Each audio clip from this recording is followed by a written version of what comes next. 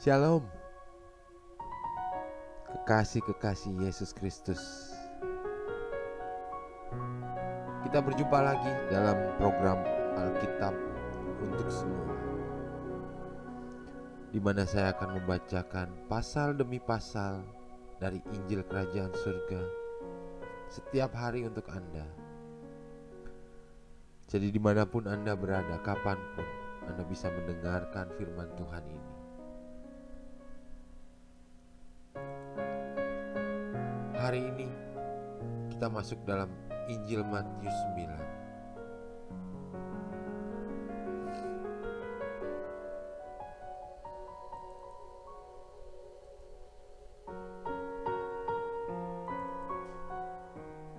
Sesudah itu, naiklah Yesus ke dalam perahu lalu menyeberang. Kemudian sampailah ia ke kotanya sendiri. Maka dibawa oranglah kepadanya seorang lumpuh yang terbaring di tempat tidurnya. Ketika Yesus melihat iman mereka, berkatalah ia kepada orang lumpuh itu, "Percayalah hai anakku, dosamu sudah diampuni." Maka berkatalah beberapa orang ahli Taurat dalam hatinya, "Ia menghujat Allah." Tetapi Yesus mengetahui pikiran mereka, lalu berkata, "Mengapa kamu memikirkan hal-hal yang jahat di dalam hatimu? Manakah yang lebih mudah, mengatakan, 'Dosamu sudah diampuni,' atau mengatakan, 'Bangunlah dan berjalanlah'? Tetapi supaya kamu tahu bahwa di dunia ini Anak Manusia berkuasa mengampuni dosa." Lalu berkatalah ia kepada orang lumpuh itu, "Bangunlah, angkatlah tempat tidurmu dan pulanglah ke rumahmu." Dan orang itu pun bangun, lalu pulang. Maka orang banyak yang melihat hal itu takut, lalu memuliakan Allah yang telah memberikan kuasa sedemikian itu kepada manusia. Setelah Yesus pergi dari situ, ia melihat seorang yang bernama Matius duduk di rumah cukai. Lalu ia berkata kepadanya, "Ikutlah aku." Maka berdirilah Matius, lalu mengikut dia. Kemudian ketika Yesus makan di rumah Matius, datanglah banyak pemungut cukai dan orang berdosa dan makan bersama-sama dengan dia dan murid-muridnya. Pada waktu orang Farisi melihat hal itu, berkatalah mereka kepada murid-murid Yesus, "Mengapa gurumu makan bersama-sama dengan pemungut cukai dan orang berdosa?" Yesus mendengarnya dan berkata, "Bukan orang sehat yang memerlukan tabib, tetapi orang sakit. Jadi pergilah dan pelajarilah arti firman ini. Yang ku kehendaki ialah belas kasihan dan bukan persembahan. Karena aku datang bukan untuk memanggil orang benar, melainkan orang berdosa."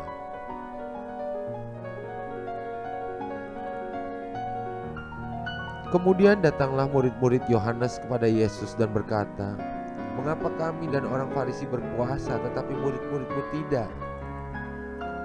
Jawab Yesus kepada mereka, "Dapatkah sahabat-sahabat mempelai laki-laki berduka cita selama mempelai itu bersama-sama mereka? Tetapi waktunya akan datang, mempelai itu diambil dari mereka, dan pada waktu itulah mereka akan berpuasa. Tidak seorang pun menambalkan secarik kain yang belum susut pada baju yang tua, karena jika demikian kain penambal itu akan mencabik baju itu, lalu makin besarlah koyaknya.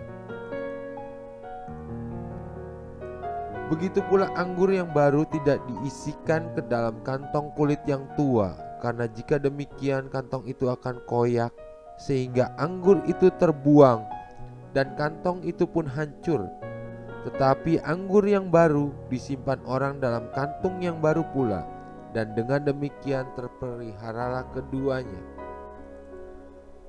Sementara Yesus berbicara demikian kepada mereka, datanglah seorang kepala rumah ibadat, lalu menyembah dia dan berkata, "Anakku perempuan baru saja meninggal, Tetapi datanglah dan letakkanlah tanganmu di atasnya, maka ia akan hidup.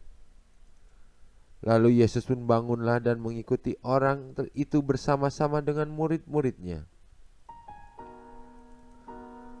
Pada waktu itu, seorang perempuan yang sudah 12 tahun lamanya menderita pendarahan maju mendekati Yesus dari belakang dan menjamah jumbai jubahnya. Karena katanya dalam hatinya, asal ku jamah saja jubahnya, aku akan sembuh.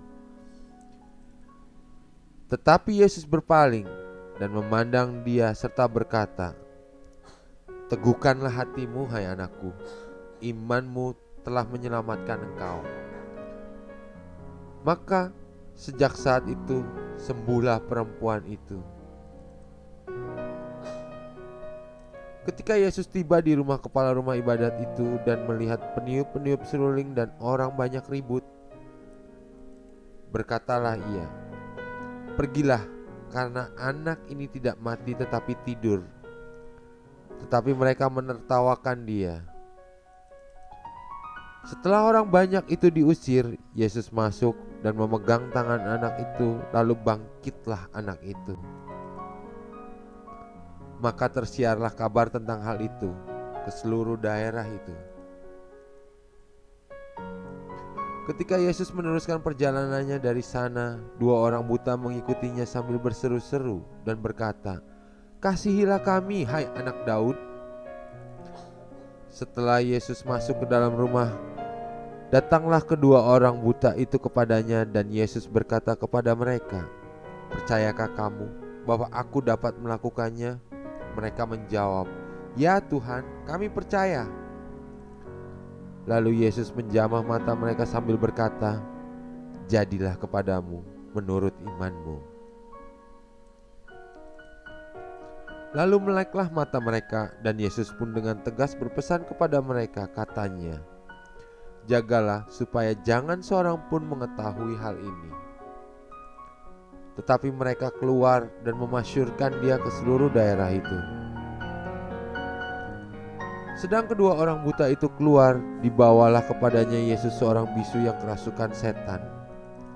Dan setelah setan itu diusir, dapatlah orang bisu itu berkata-kata, maka heranlah orang banyak, katanya, "Yang demikian belum pernah dilihat orang di Israel." Tetapi orang Farisi berkata, "Dengan kuasa penghulu setan, ia mengusir setan." Demikianlah Yesus berkeliling ke semua kota dan desa. Ia mengajar dalam rumah-rumah ibadat dan memberitakan Injil Kerajaan Sorga, serta melenyapkan segala penyakit dan kelemahan.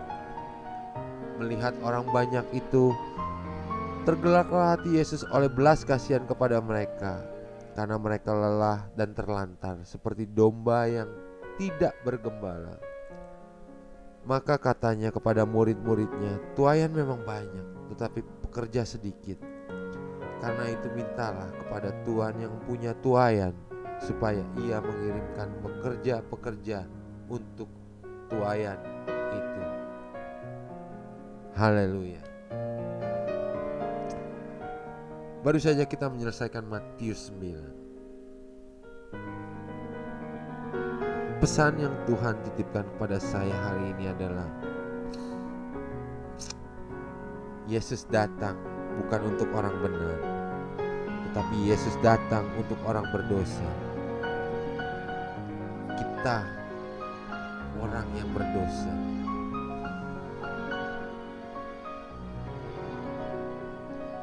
Kita yang dalam keseharian tidak luput dari dosa. Oleh karena itulah Yesus datang ke dunia ini untuk kita.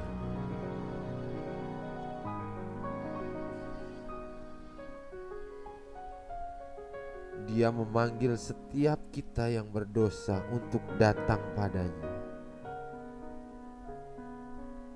Maukah kita datang menerima panggilan itu dengan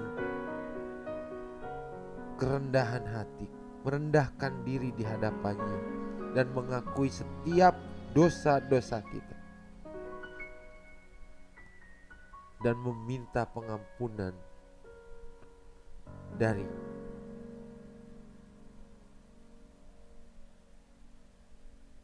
agar hidup kita akan dipulihkan olehnya. Haleluya. Demikian perjumpaan kita dalam program Alkitab untuk semua. Kita akan berjumpa lagi besok, dan saya akan membacakan pasal demi pasal dari Injil Kerajaan Surga ini. Dan jika Anda tergerak untuk menjadi pelaku firman, Anda bisa like channel ini, Anda bisa share channel ini kepada kerabat Anda, saudara-saudara Anda, teman-teman Anda, sosial media Anda, agar Injil Kerajaan Surga ini dapat sampai ke seluruh bangsa. Haleluya. Sampai berjumpa lagi besok. Tuhan Yesus memberkati. Amin.